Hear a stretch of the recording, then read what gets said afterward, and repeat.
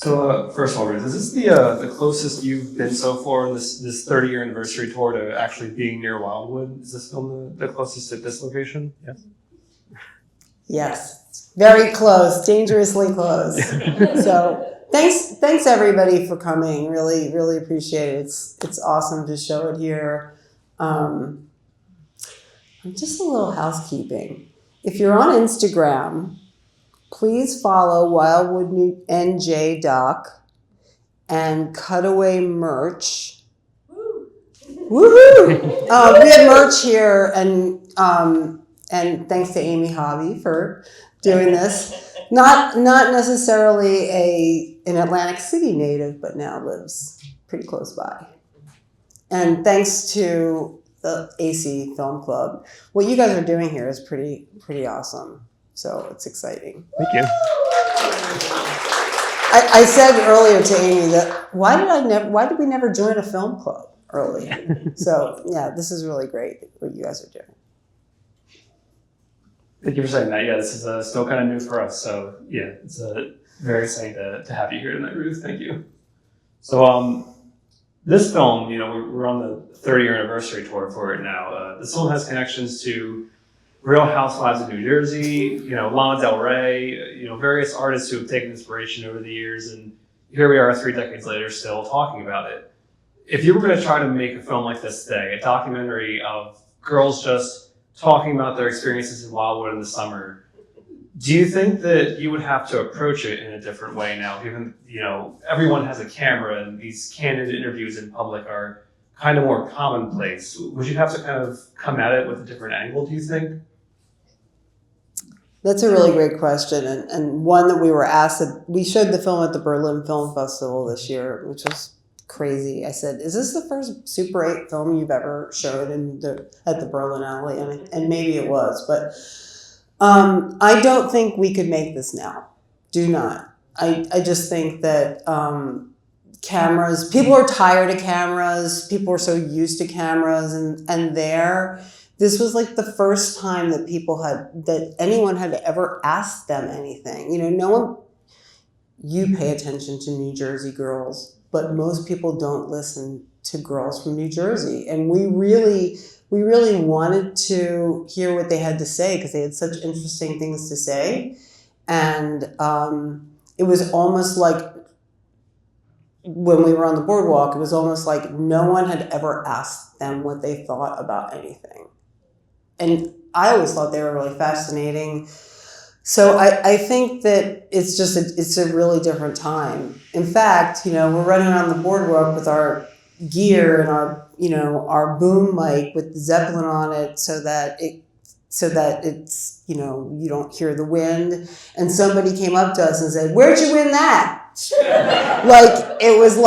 It was really like, so I just think it was a completely different time. And I think this is a long-winded way of saying, I think that's why people respond to it now. People are so nostalgic for the 90s, the way in the 90s people were so nostalgic for the 60s or 70s. And I think that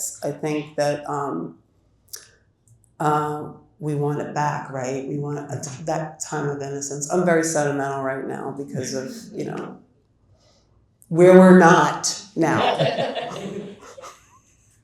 I think this does resonate with a lot of people still, even, everyone here probably grew up around this area, so it definitely still, nostalgia hits for us.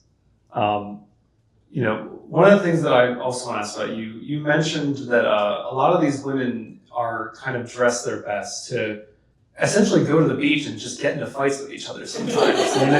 There's a whole section of this film that's just about the fighting. So, if you think about it, it's kind of this earth-shattering idea for some people with their ideas of masculinity and femininity, and it's kind of a blending of the two. Was this an idea that you kind of wanted to explore going into making the film, or did it just come about because you just happened to see how many of these women had stories of just getting into fistfights with each other? I like girls that fight. And I grew up, there was always somebody who would get on my school bus who wanted to fight me. And even though I'm tall, I wasn't necessarily a good fighter. But I've always been really interested in that. It feels really regional to me. Philly, I'm from Philadelphia originally, so Philly, New York, New Jersey, but I guess particularly certain beach towns. Like I'm sure there's some beach towns on the Jersey Shore where people don't fight. Maybe Stone Harbor. I don't know, but like I think that's. So I've always been really interested in that fighting. I made a film later about women wrestlers, and I actually just wrote an essay that kind of connects the violence and fighting, and talks a little bit about Bonnie. You don't know anybody's name in the film because we don't lower third anybody for a lot of different reasons, but mainly because we were really, baby filmmakers. This is my baby film. I was a baby when I made this film. And so Bonnie is the one who fought a lot and claims to have killed someone. And so I really became very, very fascinated, especially with her, because really I found her on the boardwalk and I knew I wanted to film with her. And then she proceeded to blow me off for a week. And I just, kept on trying to find her, and I found her and filmed with her. And she taught me a lot about what people do in front of a camera, which is they tell you the story that they want you to believe about themselves, whether or not it is true. And for me, it really sort of became, this is going to sound terrible, but I don't mean it this way. It became less important whether she killed someone, and more important that that's what she wanted an audience, that's what she wanted people to know about her. I'm so happy that you mentioned Bonnie. My personal favorite interviewee for this documentary. I love her. We love Bonnie. Because you mentioned she was dodging you for about a week or so, and when you find someone like Bonnie, where you know that you want to set aside time to talk to her, you want this person in your documentary, is this kind of more based on their relation to the subject matter, thinking she's very Wildwood, she's very Jersey girl, or is it more of a personal thing, just between you and her, thinking, I would love to talk about Bonnie, like about anything with her, and you just kind of have a gut feeling that will have some good documentary footage along the way? I don't know, but there is really something about her that really, I was like, I have to get her in this film, and I have to spend some time with her, and then I ended up spending some time with her after I visited her. She was pregnant later, not much later, and spent some time with her, and I thought I was going to help her. And she let me know that she did not need my help. But so I learned a lot from her. That's all. I mean, I don't know that she was quintessential Wildwood. She was quintessential lone wolf, and I think that's what I really liked about her. Talking about quintessential Wildwood, everyone kind of knows that shore towns in Jersey all have their own specific vibe. Atlantic City, Ocean City, Seaside Heights, they're all very different. Was there something specifically that drew you to Wildwood above everything else in Jersey that made you want to make this documentary here specifically? I was a photographer before I became a filmmaker, and I was going to Wildwood and photographing. Wildwood was the place that I didn't go to. It's the place that I didn't go to after the prom to lose my virginity, like all my friends. It's the place, and there's a lot of reasons for that. And so for me, it was a little bit more of a little bit of the forbidden place, maybe. My family went to Margate. It's a little different, especially now. It's really, God, it's crazy. And then Carol, who I made the film with, she went there with her family year after year. That's where her family went. And so for me, these are girls that I had been photographing, and quite simply, I wanted to amplify the voices of these girls that I had been photographing. I wanted to hear what they had to say. So that's really why Wildwood. And I think that for us as filmmakers, you explore a place that isn't that's kind of unfamiliar, so that we can become familiar with it, and that's kind of really more it. It's kind of funny you mentioned having a problem with Wildwood, not being allowed to go there maybe as a kid. The exact same experiences for me.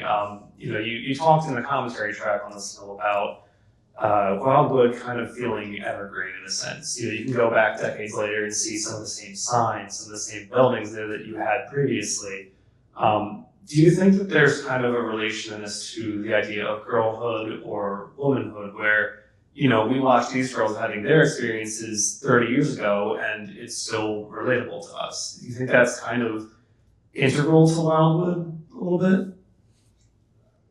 Yeah, and the friendships. And I actually saw something here tonight that really warmed my heart. That I saw two friends together really snugly. So it's really about friendship, girl friendships. And so, yeah. The girlhood part of it. I feel like I make the same movie over and over again in terms of that. I always go back to, adolescence in a certain way. And so yeah, the girlhood aspect of it, and just sort of trying to stretch out on their own, trying to figure out life through their relationships with their parents, through fighting, through their girlfriends, through trying to make money, working 14 hours a day for no money to just try to have a couple hours off to share with friends and maybe meet the love of your life for the week. On the kind of topic of girlhood, a lot of these girls, these women are talking about being able to get jobs in Wildwood, being able to support themselves. Do you think that there's kind of been a change in, things like minimum wage not being increased over the years, automation and AI taking away jobs and reducing the job market? Do you think it kind of changes the experiences of girlhood that, people aren't, women and girls aren't able to get a lot of opportunities for that independence these days? Or do you think maybe it can still be the same regardless?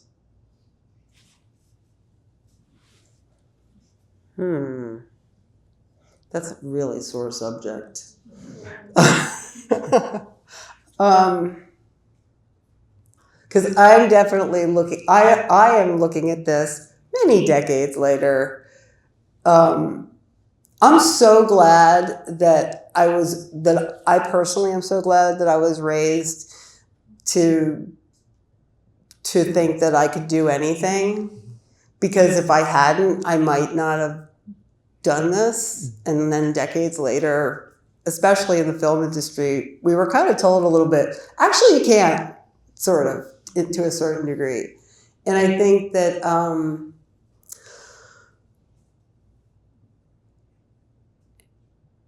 I'm definitely not answering your question here at all. But I think that I do love how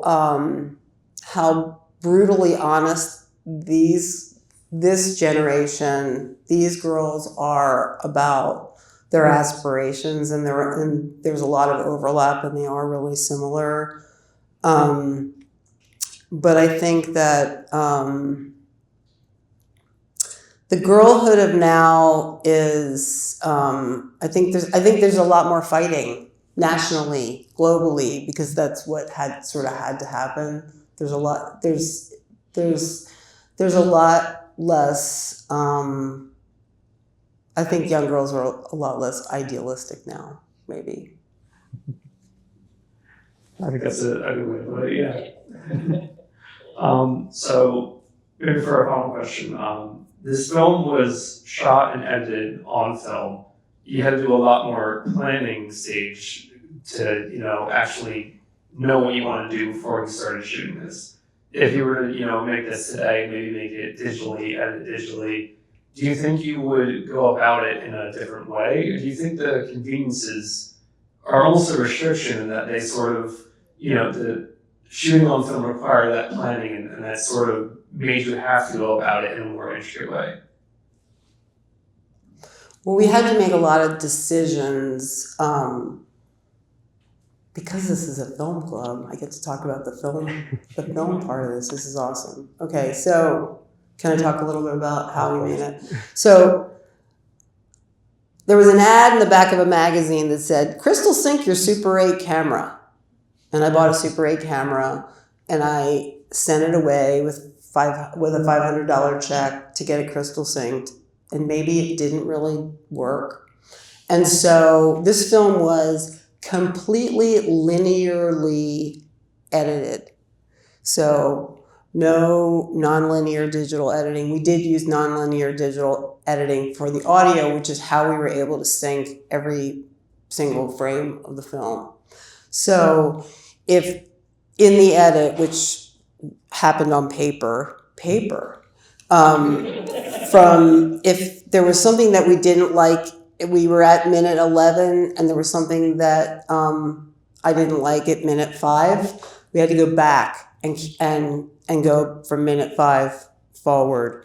And that was really, that makes you have to commit completely to exactly how you want to edit it. So it's really a different beast from how we edit now. My last film, I had 100 full edits of the final film on, nonlinear digital, on a Premiere system. It's a feature-length film, and we had 100 cuts, not 100 edits, 100 different versions. And so it's just a completely different beast. And I think I love film, but I love digital editing, obviously, because you don't have to decide right away. I love film. Well, I think for something you probably had to whittle down lots of hours and put into one single hour, I think that the final cut is a wonderful end result. So, we have a little time now if we want to take a few audience questions. If we have any questions for Ruth. How did you find so many sets of twins? There had to be multiple just around. There's an overabundance of twins really in many Irish working class families in the area. And so there were so many. And the rainbow twins, the somewhere over the rainbow twins, we call them, their mother literally tagged one of their ears, one child, 4 ears, two children, one tag on one child's ear so she could tell her own babies apart. And yeah. Do you still keep in touch with any of your interview subjects? Yeah, I mean, when the film got a second life in 2009, we heard from some of the people. In fact, that the Rainbow Twins mom contacted me. Betty, the check to cash girl woman, I heard from her because she was in Philly at a wedding, and the people at the wedding were quoting her from the film because they had heard a disc jockey on a Philadelphia morning drive show go, "Hey, you got a check to cash," and she and then people identified her as that person, and she was like, "Whoa!" I said that. I said, "Yeah." So heard from her. Heard from one of Bonnie's friends, aunts, because a couple of the young women here have passed away since, so I heard from an aunt that was very nostalgic to watch the film. Yeah. So there's different sections of themes in the film. You keep coming back to the same different groups, and they all kind of talk about it. So did you prompt them with specific questions, or did that all kind of naturally come up? Yeah, I mean, there were certain general subjects that we talked to them about, you know, and we would just cut back and forth to them. You know, for me, this film, it's bizarre too, because I've made a lot of films since I made this film. And so when it first had the second life, I was like, oh, that's weird. Why don't they want to talk to me about my new film? And then I've come to embrace it. So when I watch it, I'm like, wow, okay, I would do this differently, or I would do that differently. But then I also sort of feel like I enjoy it because, and I enjoy watching it, I guess, to a certain degree, because, you know, I will never be that green and authentic ever again. You know, and, you know, warts and all. So I think that's like a little bit of it. So yeah, we had, you know, general questions that we would ask, and they were sort of repeated, and, you know, I think that, yeah, that's sort of how we did it. How many days did you shoot over? Like, how long were you in Wildwood for, like, a week, or like longer? So we shot the summer of 1992 and 1993, and finished the edit in 94. And I think we were there for a couple of weeks each time. Yeah. Any other questions?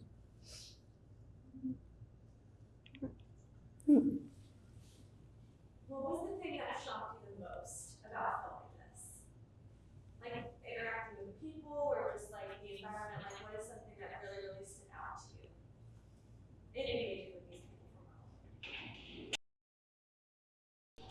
from home? I just loved how much they wanted to talk about their lives. You know, I thought that was just really inspiring, and it's not surprising that young girls, teenage girls from New Jersey, are so intuitive and interesting and smart and self-aware, but they are, and so I think honestly, the most surprising thing to me, it was actually not the shoot, but the way that people have responded to it since. It has had like a crazy life. Like it's really had, you know, as you mentioned, the Lana Del Rey thing. She took 25 shots from the film and put them in her first music video, juxtaposed with images of Jean-Benet Ramsey, which I would have not, which was really highly offensive to me. Highly, you know. It's in the credits, but when we did the remastering of it, I put some notes in there about that, because like I literally had a VHS tape that was at a video store in Atlanta that somebody gave to a blogger who worked for Gawker, and he wrote about it, wrote really thoughtful things about the girls in the film, and that's what started it. So I'm really interested, you know, as a filmmaker, I'm really interested in modes of distribution and how things get out there. And I have no control over what this film does. I'm really fascinated by that and people sharing it, and and what people respond to. I'm really interested in that this many years later. And I think obviously back then it was, did Bonnie kill someone? And what is my responsibility and all of that? For sure, it was that. But now that all of this time has gone by, it's really like, when people talk about like a viral video and making something go viral, you can't. It happens on its own, right? And so like there's always like a cycle for it, and that's the thing that's really fascinating. And I think that it's now like the Blu-ray that it's on with AGFA. There's a couple other things that are on there, and so it's sort of living in this space of with other films that where people are like, hearkening back to these other times. I think there's stuff about there's a film that it's been programmed with called Dirty Girls. It's really interesting. You guys seen Dirty Girls? You should watch that. And actually on Monday, I'm showing the film in Philly, and Jeff Krulik, who's the director of Heavy Metal Parking Lot, is going to do the Q&A with me, which I'm really, really excited about, because it's kind of like entering into that cultish world. So that's bizarre. Yeah. Can I respond to that? Because that was all very, very juicy and very intricate. And you had mentioned that it kind of shocked you how much that this film has kind of lingered and stayed so relevant. And we walked in a little bit late, and so coming in to see these like raw, interviews of people just existing and just speaking to a camera, I don't have any prior context of this film, and so it's kind of interesting walking into it, sort of like it already, happening and being like, okay, what's going on? But it was very, very, it kind of came pretty quickly, like, okay, this is what's happening. People are just candidly speaking, there is no script. And, within film, within media, I feel like there are trends. There are things that like come and go, things that are fads, and things that kind of like are entertaining in the moment, but they kind of like fade out.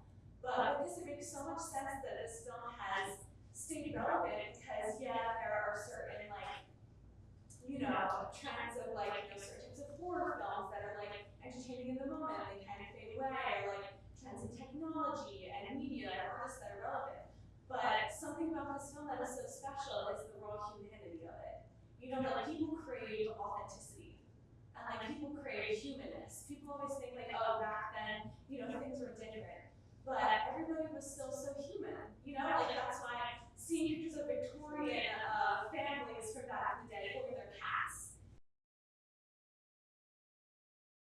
When you think of Victorian people, you think of a certain personality. Like there's aesthetics that are associated with it, and like personality traits that are associated with it. And so to see the humanness of somebody from a different period, it's like we've always been human, and we will always be human. And times will change, and the world around us is going to change. But the way that we connect to others, the way that we connect to ourselves and the world around us, will remain the same. And so I bet it's so fascinating to see, like, obviously the Wildwood boardwalk has changed, but women in girlhood, we've always had insecurities in our own body, and every girl just craves to feel seen. Every girl just wants to feel heard.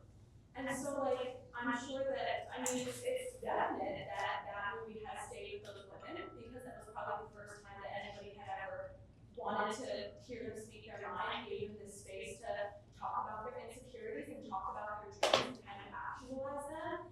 And, obviously so much has changed politically with women. I feel like we're at a certain time where we have the most freedom and opportunity that we've ever had, and even now it's scary and it is not, definite. Just because we have rights today doesn't mean that we will tomorrow. We will have the same opportunities. But, like, I'm sure it's just very special to see. Oh, thank you. And I think it will forever be relevant. Thank you. I actually just want to say one thing. With the death of film criticism, because film, this film has actually been written about very little. Because when it came out, it had a little festival life. It didn't do a ton. And then it's been written, you know, about when the whole viral thing happened, right? So I am so fascinated by Letterboxd. And if you guys are on Letterboxd, please, I would be so honored if you would write about it.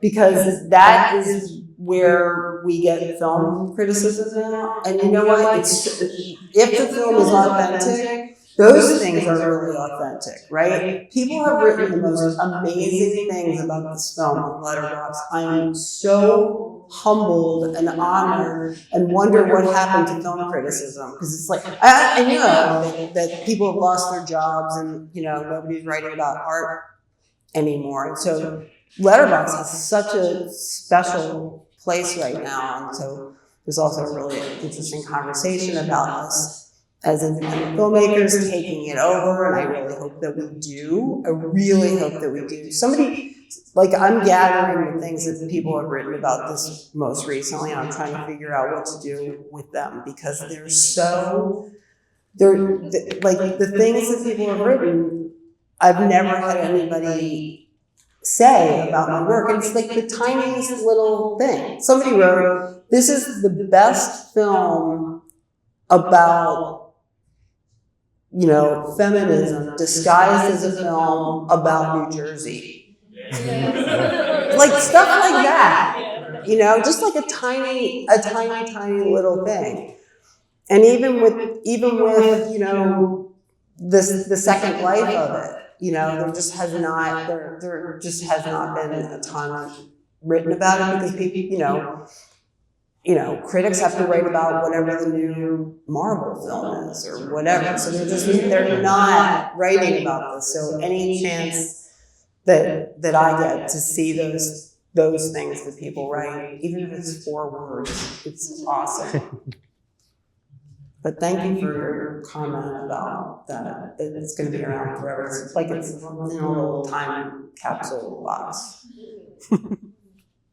So we do have to wrap up. We're at our end of our time now, but as a little thank you to you, Ruth, we did get you a little gift basket of some goodies from the Wildwood Boardwalk. That's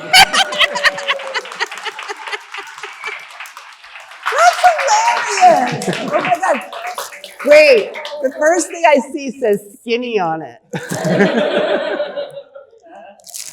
That is so. So I hope you enjoy those. Thank Really, you thank you so for much. coming out tonight to sit with us and talk about the film. And thank you to Noyes Arts Garage for hosting us for the night. Thank you, Noyes Garage. This place is cool. Ruth also has a merch table in the back with some stuff for the film. So Cutaway merch. Yeah, check out Grab Cutaway merch. the QR codes so that you can shop with your family at home after tonight. Shop online. There's physical copies of the film back there as well. And as far as AC Film Club, our next event is going to be Monday at Anchor Rock Club. We are screening the film Billion. So come on out there for next AC Film Club event and follow us on Insta.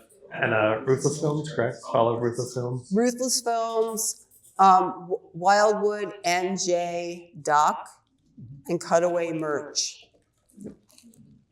Thank you everyone for coming out tonight. Thank you. Thank you. This is so awesome. Oh my God. Thank you. Of course. Thank you for coming out. This is very nice. It's awesome. I'll take this for you. Wow. I hope you enjoy that. Yeah, no, that was great. That was great. And then,